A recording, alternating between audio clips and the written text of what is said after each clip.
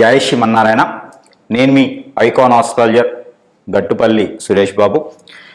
ఈరోజు మనము ప్రత్యేకమైనటువంటి విశేషాలు ఏంటంటే, కొత్త సంవత్సరం వచ్చింది, 2025 సంవత్సరం వచ్చింది. కాబట్టి ఈ సంవత్సరంలో ద్వాదశ రాశుల వారు అందరికీ కూడా ఎప్పటి నుంచో ఉన్నటువంటి దోషాలన్నీ కూడా తొలగిపోయేసి అన్ని రకాలుగా బాగుండేలా ఉంటుంది. కాబట్టి ఈ 2025 సంవత్సరంలో అందరికీ కూడా సుఖశాంతులు, ధనధాన్యాలు, అలానే పెళ్ళిళ్ళు కాని వాడికి పెళ్ళిళ్ళు అయ్యేసి, పిల్లలు పుట్టిన వాళ్ళకి పిల్లలు పుట్టేసి, ఆర్థికంగా వెనకబడిన వాళ్ళందరూ ముందుకు వచ్చేసి, దారిద్ర్య రేఖ కన్నా దిగువలో ఉన్న వాళ్ళందరూ కూడా ఆ అదృష్ట రేఖకి భిన్నంగా విధంగా ఉండేలాగా అందరు కూడా బాగుండాలని కోరుకుంటూ, అలానే మనకిప్పుడు కొన్ని గ్రహాలు, మనకి ఉన్నటువంటి గ్రహాలు ఏవైతే ఉన్నాయో ఇవి గ్రహం మార్పిడి వల్ల వచ్చేటువంటి మార్పులు, ఆ గ్రహం మార్పిడి వల్ల జరిగేటువంటి పరిణామాలు, పరిస్థితులు, ఈ అనుకూలతగా ఉండేందుకు ఏ గ్రహం ఏ స్థానంలో ఉంటే ఏం జరుగుతుంది, ఏ గ్రహం ఎక్కడ మనకి ఏ ప్లేస్లో ఉండడం వల్ల శుభ అశుభ దృష్టిలు ఎలా ఉంటాయి, దీనివల్ల మనకి ఏం జరుగుతుందనే దానికి చూసినట్లయితే కనుక మనం ఈరోజు టాపిక్లో మాట్లాడుకునేది ఏంటంటే కుజగ్రహం. ఈ కుజగ్రహం అనేది మనకి చాలా శుభ దృష్టి ఉండడం వల్ల అశుభ దృష్టి ఉండడం వల్ల ఏం జరుగుతుంది, ఏ రాశి వారికి ఏ స్థానంలో కుజుడు ఉండటం వల్ల మంచి జరుగుతుంది, ఈ కుజగ్రహం ఎలాంటి పనులు చేస్తుంది, ఈ కుజగ్రహంతో వేరే గ్రహాలు ఏమైనా కూటమితో ఉన్నప్పుడు ఎలాంటి పనులు చేసుకోవచ్చు అనేదానికి మనం ఒక్కసారి వివరణ చూద్దాము. ద్వాదశ రాశుల్లో ఒకటి సింహరాశి. ఈ సింహరాశి వారు ఖచ్చితంగా ఫాలో అవ్వాలి. ఖచ్చితంగా ఈ వీడియోని చూసి మనం చివరిలో చెప్పే పరిహారాలు చేసుకున్నట్లయితే ఇంట్లో ఉన్నటువంటి వెడబాటు, భార్యాభర్తల మధ్య ఉన్నటువంటి వెడబాటు అన్నీ కూడా తొలగిపోయేలా ఉంటుంది. అది ఎలా? ఎందుకంటే మనం ఇప్పుడు కుజ భగవానుడు గురించి మాట్లాడుకుంటున్నాం. కాబట్టి ఈ కుజ భగవానుడు ఎవరైతే ఉన్నారో ఈయన తిరగంజి, అంటే మనకి వెనక నడుస్తూ ఉన్నాడు అనమాట. అంటే మనకి వెనకంజిలో ఉన్నారు కుజ భగవానుడు. ఈయన వచ్చేసి మీకు 11వ స్థానంలో ఉంటాడు. 11వ స్థానం అంటే జాబు, కెరియర్, ఆస్తి, సంపాదన, ఈ స్థానంలో కుజ భగవానుడు ఉన్నాడు. మీకు కుజ భగవానుడు సింహరాశికి మంచి చేస్తాడు కాబట్టి పర్వాలా, కొంతమేర బాగుంటుంది అని చెప్పొచ్చు. మీరు ఏదైనా చేసే జాబు ఉంటే గనక, అంటే మనకి ఇప్పుడు కర్కాటక రాశి నుంచి మిథున రాశిలో ఉన్నాడు కుజ భగవానుడు. మొన్న జనవరి 21వ తారీఖు నుంచి ఏప్రిల్ 2వ తారీఖు 2025 సంవత్సరం వరకు కూడా మిథున రాశిలోనే కొనసాగుతారు.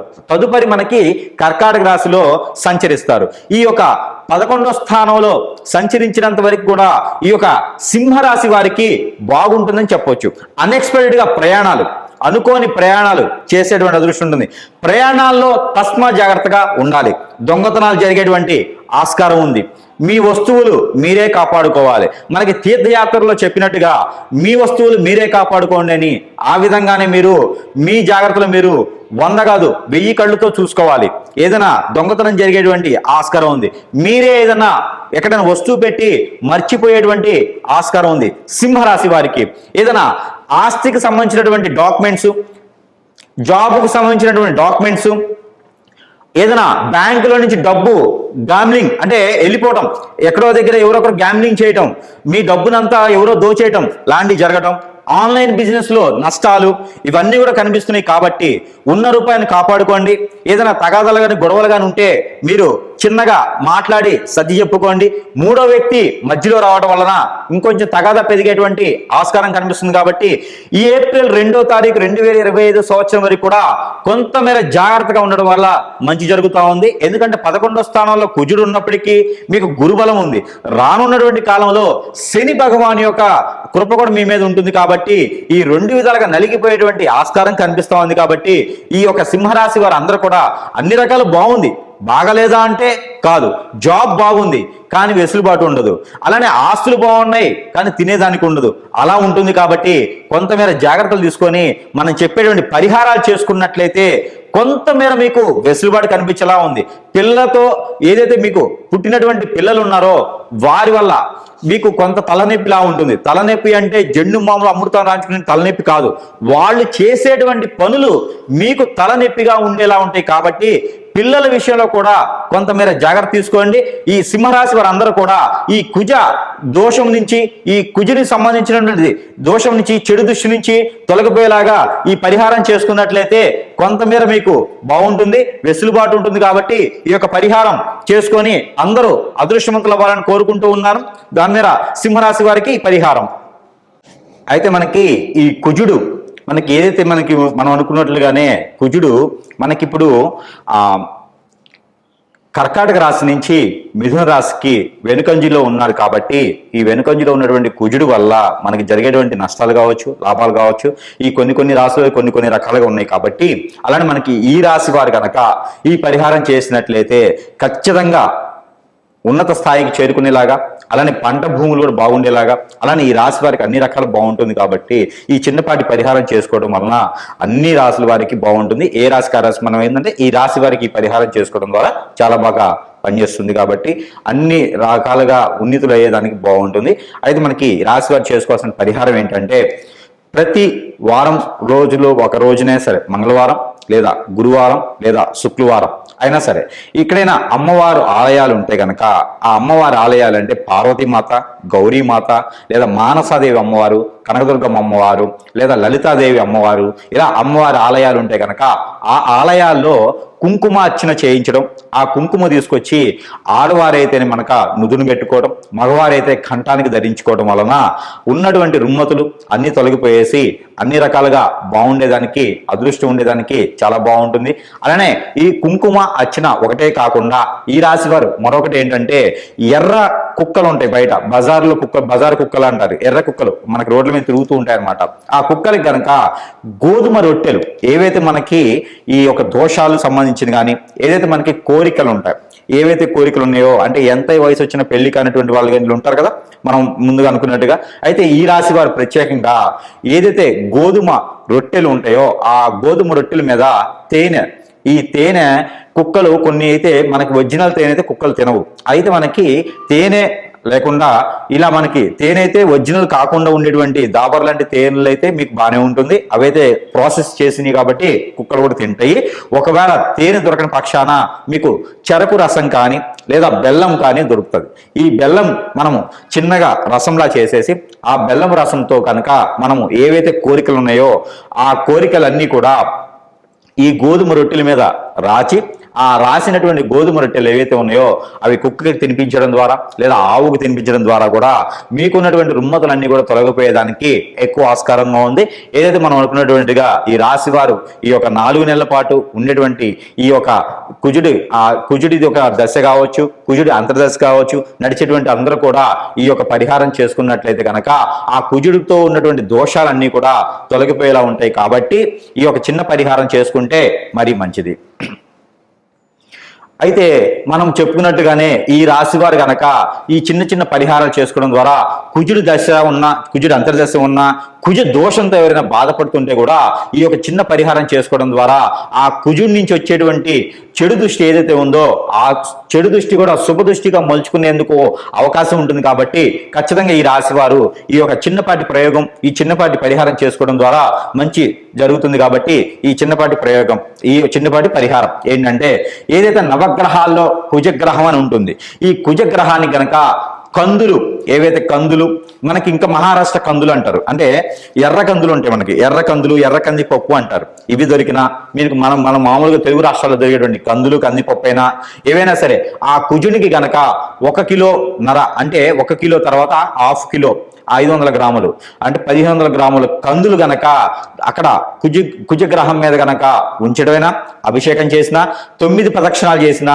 7 ప్రదక్షిణాలు లేదా 11 ప్రదక్షిణాలు చేసిన నవగ్రహాల చుట్టూతా ఈ యొక్క కందులు ఏవైతే ఉన్నాయో, కందిపప్పు ఏవైతే ఉన్నాయో ఇవి కుజుడి మీద ఉంచడం ద్వారా, అలానే ఎర్రని ఇవి మనకి ఆరెంజ్ కానీ లేకపోతే దానిమ్మ పండు అంటారు, ఈ దానిమ్మ పండు లేదా దానిమ్మ గింజలు ఏవైతే ఉన్నాయో ఈ దానిమ్మ పండు, దానిమ్మ గింజలు, అంజీరు, ఈ అంజీరు పళ్ళు కూడా ఏవైతే ఉన్నాయో ఇవన్నీ కూడా మనకి జ్యూస్లా చేసుకొని ఆ జ్యూస్ కూడా మనం ఆ కుజుని గ్రహం మీద అభిషేకం చేసినా, లేదా కుజగ్రహం మీకు దగ్గర సమీప దూరం లేకపోతే ఈ కుజగ్రహానికి అధిపతి ఎవరైతే ఉన్నారో ఈయన వచ్చేసి సుబ్రహ్మణ్యేశ్వర స్వామివారు, లేదా కుమారస్వామి వారు, లేదా అయ్యప్ప స్వామి స్వామివారు, లేదా ఇంకా చివరికి శివాలయంలో అయినా సరే ఇక్కడ మనకి అంజీరు పండుతో చేసినటువంటి జ్యూసు, అలానే బాదం పప్పుతో చేసినటువంటి జ్యూసు, అలానే మనకి ఏదైతే దానిమ్మ పండు అంటామో వాటితో చేసినటువంటి జ్యూసు, చివరిగా మనకి చెరుకు రసం, ఇవన్నీ కూడా కలగలుపుకొని మనం అభిషేకం అర్చన చేయించినట్లయితే గనక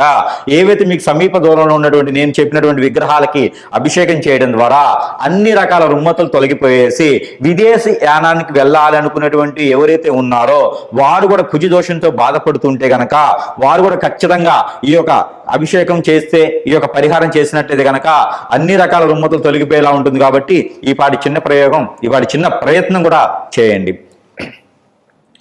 అలానే మనకి ఈ యొక్క రాశి వారు గనక ఈ చిన్న పాటి పరిహారం చేసినట్లయితే కనుక మీకు అన్ని రకాల కుజుడి నుంచి వచ్చేటువంటి లోపాలు, అన్ని రకాల కుజుడి నుంచి వచ్చేటువంటి శాపాలు అన్ని కూడా మీకు పటాపంచలేలా ఉంటుంది. కాబట్టి మీలో ఈ రాశి వారికి ఎవరికైనా పెళ్లిళ్ళు కావలేదా, లేదా పెళ్లిళ్ళై పిల్లలు పుట్టలేదా, ఇవన్నీ కూడా మీకు కుజుని వల్ల వచ్చేటువంటి లోపాలే. కాబట్టి ఎలానో మనకి కుజ దశ ఉంది, కుజ అంతర్దశ ఉంది, లేదా కుజుడు సమీప దూరంలో మీకు మనకి ఇప్పుడు మిథున రాశిలోనే ఉన్నారు. కాబట్టి ఈ మిథున రాశిలో కుజుడు అనేది, ఆ మిథున రాశి కుజగ్రహం అనేది మీకు మంచి శుభదృష్టితో ఉంటుందన్నమాట. మిథున రాశి ఫ్రెండ్షిప్ అనమాట. అంటే అది ఇక్కడ మనకి మిథున రాశిలో కుజుడు ఉండటం వల్ల కూడా మంచి జరిగేదానికి ఉంది. కాబట్టి మీ అందరూ కూడా ఈ రాశి వారు అందే ప్రత్యేకించి ఈ చిన్నపాటి పరిహారం చేసుకోవడం ద్వారా ఆ ఒక ఏదైతే కుజుడి నుంచి వచ్చేటువంటి దోషాలు, ఆ శాపాలు కూడా అన్ని తొలగిపోయేలా ఉంటుంది. కాబట్టి ఈ చిన్నపాటి పరిహారం ఏదైతే మీరు కుజుడి నుంచి వచ్చేటువంటి పరిహారం ఇచ్చుకునేందుకు ఆవాలను ఉంటాయి, మనకి ఇంట్లో కూడా దొరుకుతా ఉంటే మన కిచెన్ సామాన్లు వాడుతూ ఉంటాము. ఆవాలు అని ఉంటాయి. ఈ ఆవాల్లో తెల్లవి ఉంటాయి, మనకి రెగ్యులర్గా వాడుకునేటువంటి బ్రౌన్ కలర్, నల్లవి, అనేక రకాల ఆవాలు ఉంటాయి. ఈ ఆవాలు ఒక 100 గ్రాములు తీసుకోండి. ఏ ఆవాలైనా పర్వాలేదు. ఆవాలు ఒక 100 గ్రాములు, అలానే మనకి గసగసాలు ఒక 50 గ్రాములు, అలానే మనకి రాగులు అని ఉంటాయి. మనకి చిరుధాన్యాల్లో ఒక ధాన్యం రాగులు. ఈ రాగులు కూడా కుజుడికి మహా ఇష్టం.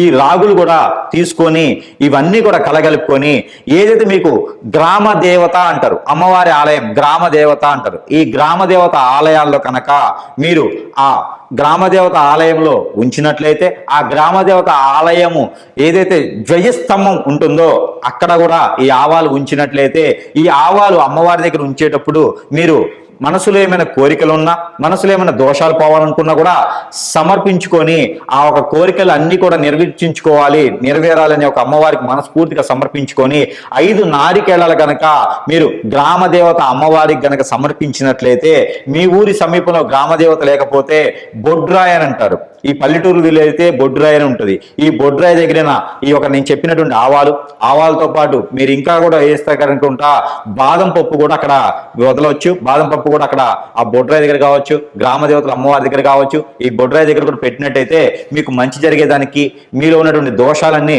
విముక్తి అయ్యేదానికి ఉంటుంది. కాబట్టి ఈ పాత్రం అదృష్టం అనేది అందరూ కూడా ఈ చిన్న చిన్న పరిహారాలు చేసుకొని ఈ రాశి వారు అదృష్టవంతులు అయ్యేసి అందరికి కూడా పెళ్లిళ్ళు అవ్వాలి, పెళ్లిళ్ళు అయిన వారికి పిల్లలు పుట్టాలి, అందరూ కూడా ఉద్యోగులు అవ్వాలనుకుంటే కనుక ఈ కుజదోష పరిహార నిమిత్తంగా ఈ చిన్నపాటి పరిహారాలు చేసుకుంటే మరీ మంచిది. ఇంకోటి కూడా ఉంది. అభిషేకం ఏదైతే తేనె ఉంటుందో ఈ తేనెలో కనుక టమాటా రసం కలిపేసి మనం అభిషేకం చేసుకోవడం ద్వారా కూడా ఎవరికి చేయాలి అభిషేకం అంటే నవగ్రహాల్లో ఉన్నటువంటి కుజగ్రహానికి, అలానే మనకి కుజగ్రహం మీకు సమీప దూరంలో లేకపోతే కనుక ఈ టమాటా లేకుండా ఓన్లీ బాదం పప్పుతో అయినా మీరు అభిషేకం చేసుకోవచ్చు. అంజీరు బాదం కలిపినటువంటి అభిషేకాన్ని మీరు అక్కడ ఉన్నటువంటి సుబ్రహ్మణ్యేశ్వర స్వామి వారి ఆలయంలో లేదా పుట్ట దగ్గర ఉన్నటువంటి పడిగల మీదైనా ఈ అభిషేకం చేసుకోవడం ద్వారా ఈ కుజగ్రహానికి సంబంధించినటువంటి దోషాలన్నీ కూడా పటాపంచలేదానికి ఆస్కారం ఎక్కువ కనిపిస్తూ ఉంది.